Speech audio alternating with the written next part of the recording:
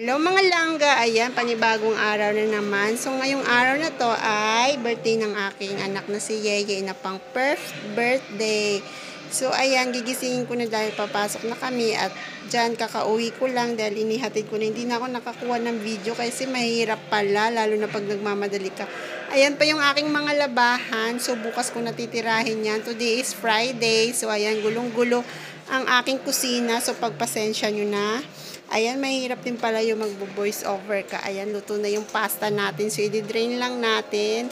Ayan, nagmamadali na ako guys kasi hinahabol ko yung oras. Actually, sanay naman ako mag-manage ng oras ko kasi gawain ko yun nung nagtatrabaho pa ako sa abroad. Kasi kailangan lahat ng bagay na gagawin mo ay on time kasi pag hindi mo nagawa ng ganong oras ang gawain mo, ikaw din yung kawawa dahil matatambakan ka ng trabaho. So, kayang-kaya na nating i-manage yan. So, ngayon painitin lang natin para maisalang na natin yung gagawin nating cake. Ayan, chocolate cake pala yung gagawin ko dahil favorite ng anak ko yung chocolate na flavor. Ayan, bibigyan mo ng ibang flavor, ayaw niya. Ewan ko ba sa batang yan, ang arte-arte.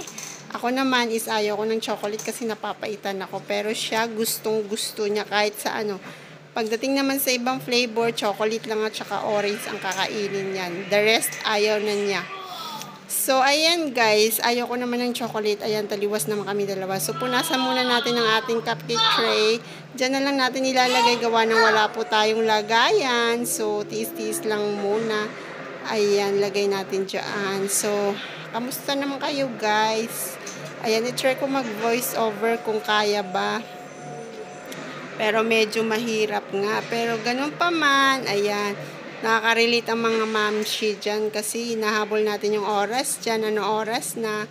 At hindi pa ako nakakaligo. Ayan na nga. So, punasan muna natin. Tapos, ilalagay na natin mamaya sa lagayan para gawin na natin ang ating binake, isalin na natin para maluto na siya.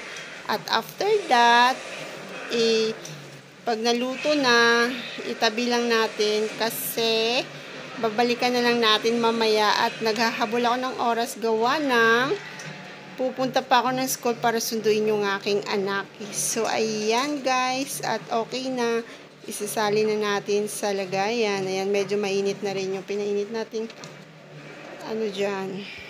Super ko ay para sa mga bata mamaya na naglalaro dito kasi pag nalaman nilang may birthday, hingi yan sila ng pagkain. So, kailangan naka-ready na tayo para may maibigay tayo sa kanila. Kasi ang plan ko ngayon ay hindi sana ako magluluto. Gawa ng hirap akong habulin ng aking mga oras. Ang aking oras pala kasi alam nyo ba guys na naghahabol na tayo ng oras ngayon. Hindi pa ako nakaligo dyan. So, kailangan ko pang maligo ng oras na magtutu something na yan dyan. So, kailangan lutuin ko pa ito. Tapos, bago umalis kami, kasi didiretso na kami mamaya. Ayan, di na kami uuwi dito para magbihis. Dalang ko na lang ng damit ang aking anak. So, ayan, isasali na natin para magawa at mabake na din natin ito maya-maya. So, kaya na natin i-manage at kailangan natin ma-manage ang ating mga oras kasi tayo rin yung kawawa kapag hindi natin nagawa at alam mo yung nagmamadali ka na hindi mo maintindihan kung ano ang unahin mo. So, kailangan, alam mo, kailangan na natin gawing mag-manage ng oras kasi kailangan mo. Actually, kapag nasanay ka na, pag mag-abroad ka, maintindihan mo yung kung anong gagawin mo. Kasi sa abroad, may pahinga ka nga, pero iniisip mo pa yung tatrabahuhin mo kasi ang dami mong gagawin. So, kaya sanay na tayo dyan kasi may oras yan. Kunwari, pag mula sa palengke, ayan, kasi dati ang trabaho ko guys is nagbabantay ako ng lola. So, pag umaga, kailangan, nasa oras lahat yan. Kailangan pakainin mo siya, mag-prepare ka ng breakfast, tapos, pag natapos mo siyang pakainin, alam mo yun, bigyan mo siya ng gamot, kung ano yung mga medicine na kailangan niya. After that, kapag okay na siya, iwanan mo, pupunta ka na naman ng palengke para maghanap ng makain nyo. Ayan, dalawa lang naman. Prepare mo siya ng makakain niya para yung mga food na kailangan niyang kainin kasi matanda na yung alaga ko dati. Pero tumagal ako sa kanila kasi mabait naman. So, kayang-kaya na yan. So, dapat marunong ka mag-manage ng oras mo. At the same time, kahit pagod na pagod ka na, kailangan mo magtrabaho kasi kailangan, alam mo yun, So, dito naman, pag sa loob ka ng bahay, marirealize mo rin na wala ka ring pahinga kasi ang dami-dami mong gagawin. Alam mo yun, naghahabol ka ng oras. So, dahil ngayon may pasok na naman. So, para ka ring estudyante na pumapasok araw-araw. Gets nyo? Magigets mo yung pag maging nanay ka na, o, diba? O, kaya ngayon, nasalang na natin ang ating chocolate cake. Maghuhugas na naman tayo para magligpit. Para mamaya, pag uwi ko, konti na tayo dyan. Para mamaya, konti na lang yung tratrabahuin natin. Wala pa kaming tubig. Ganun ba yan? Kung kailangan mo ng tubig, wala namang tubig. O, diba? Kasi minsan, ang daming tubig. Alam mo na guys, may oras kasi yung tubig dito sa amin. Nawawala. Kaya kailangan mag-imba ka ng tubig para magkaroon ka ng tubig. Kasi kung wala ka, kawawa ka, wala kang pang hugas. O ayan, mamamaho ka na kapag di ka nag-imbak ng tubig. So ganyan, may oras dito ang tubig sa amin. Kaya swerte na lang yung hindi nawawala ng tubig araw-araw. Ewan ko ba dyan, bakit kami laging nawawala ng tubig? May oras ang tubig namin, kailangan bantayan mo. O, diba?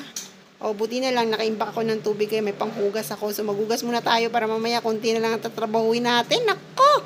Ang dami na naman natin gagawin mamaya pag uwi natin na ganyan. Kalat-kalat. Ayan, tingnan nyo naman yung kusina ko. Sobrang kalat, guys. O, pero okay lang yan. Carry natin yan. So, ayan, yung mga mami dyan nakaka-relate yan. O, kuha muna tayo ng tubig kasi walang tubig. O, diba? Sali natin dito para may magawa tayo. Mag-unlaw tayo ng ating mga hugasan dyan kasi tambak na. Oh, diba? Kaya nyo yan? Oh, kaya nyo talaga yan. Kasi pag mami ka, kaya mo yan. Ayan, nagmamadali na ako dyan guys. Kahit maliligo na ako kasi ano oras na. 2:30 na yan dyan. Kailangan 2:45 tapos na ako dahil aalis na naman ako. Pupunta na naman sa school ng anak ko. So, ayan. Kala nyo ba kahit sa loob ng bahay marami pa rin tayong ginagawa? O walang ano yan, pahinga. Minsan makakapagpahinga ka, ayan, makakaupo-upo ka, makapagmuni-muni ka. Buti na lang may time ako mag-edit. Ayan, ako rin yung nag-edit ng aking mga video, guys. Subukan natin, baka mamaya. Malam na rin natin kung paano. Ayan, pag-aralan na lang muna natin. So, maghuhugas muna tayo dyan, guys, kasi marami nang hugasin. At, alam nyo na. So, dapat, para mamaya, malinis na, konti na lang yung tratabawin natin. Pero, ang gulo-gulo pa din ng bahay namin. So, alam nyo na. Nako, ewan ko lang ba. Wala kaming tubig, mahirap. Ewan ko sa inyo dyan. Ano bang lugar nyo marami kayong tubig? Pero pag gabi naman, malakas ng tubig. Kaya dati nga, napupuyat ako kakaagbang ng tubig namin eh. So, ayan, buto na. So, susunduin ko na yung anak ko. Nandyan na. At umulan bigla. Oh, ayan, dyan kami kakain mamaya, guys. So, alam mo naman, ang kaligayahan ng bata. Ayan, mag-i-enjoy na si Roylan dyan. Maglalaro muna ang bata. Nako.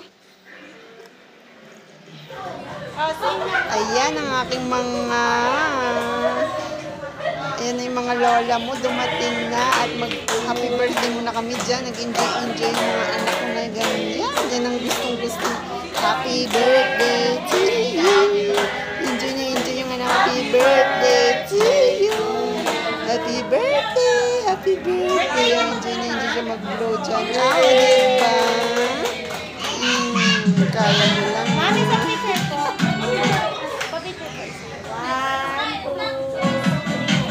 Sama po. 1, 2.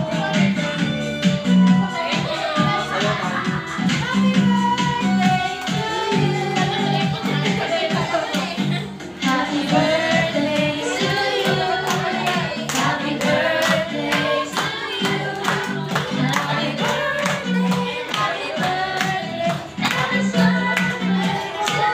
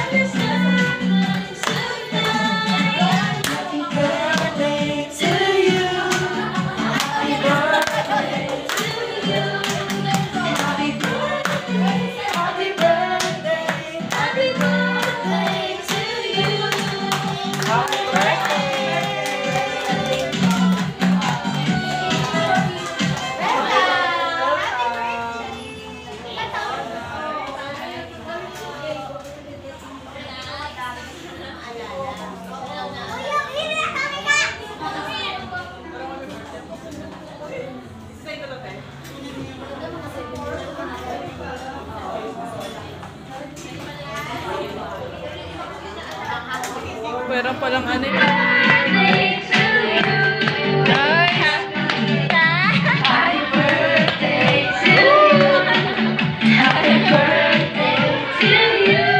Enjoy ang bata sa pagbubukas ng kanyang present gift. Ayan, thank you for watching mga lalabs. See you on the next vlog. Bye-bye!